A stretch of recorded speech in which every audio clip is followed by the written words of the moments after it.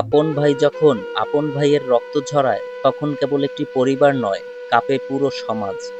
গোপালগঞ্জের কোটালীপাড়ার উনশিয়া গ্রামে ঘটেছে এমনই হৃদয় বিদারক ঘটনা, যেখানে বিল্ডিং এর ছাদ থেকে পানি পড়াকে কেন্দ্র করে প্রাণ হারালেন আনন্দ ঘোষ নামের এক ব্যক্তি। গত 14ই সেপ্টেম্বর রাত 9টা 30 মিনিটে এই বাড়িতেই ঘটে এক মর্মান্তিক ঘটনা।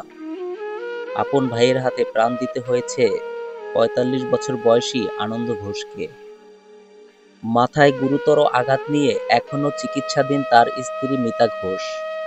স্থানীয়রা জানিয়েছেন, মৃত আনন্দ ঘোষের আপন ভাই যুগল ঘোষ, কালা ঘোষ এবং তাদের ছেলে নয়ন ঘোষ, সৌরভ ঘোষ সহ 12-13 জন মিলে এই হামলা চালায়। হামলার সময় আনন্দ ঘোষ, তার স্ত্রী এবং তাদের একমাত্র মেয়ে লড়েছিলেন তাদের জীবন বাঁচানোর জন্য। কিন্তু মা মেয়ে প্রাণে বেঁচে গেলেও শেষ রক্ষা হয়নি আনন্দ ঘোষের। হাসপাতালে নেওয়া হলে কর্তব্যরত চিকিৎসক আনন্দ ঘোষকে মৃত ঘোষণা করেন।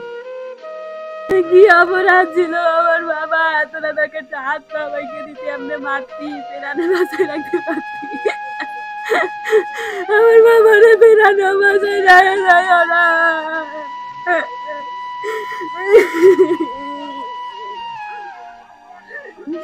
আরে সবাই মিলে অত্যাচার করে আমার বাবারে নিজের ইচ্ছা করে সব করছে। আমার বাবা শুয়ে পড়ছে মায়ের ঠেলায়, তারপরে থামে না, লাস্টের বাড়ি দিয়ে আমার বাবারে শেষ করে দিল ওই যুগ।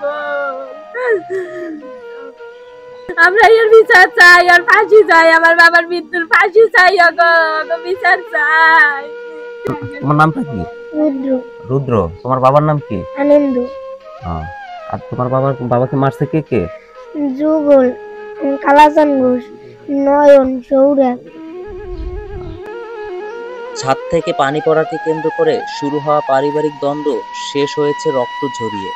নিজের রক্তের বন্ধন ভেঙে দিয়ে আপন ভাইকে হত্যা করেছে।